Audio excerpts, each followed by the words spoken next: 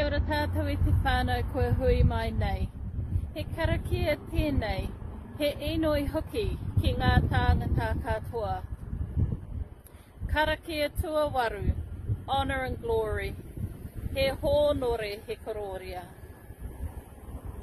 He hōnore he kororia ki te atua, he maunga rongo ki te whenua, he whakaro pai ki ngā tāngata katoa.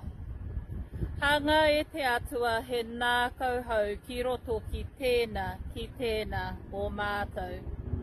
Whakatongia tō wairua tapu, hei āwhina hei tohu i a mātou, hei ākona hoki i ngā mahi i roto i tēnei wānanga.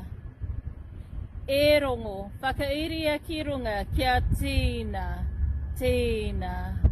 haumi e, hui e,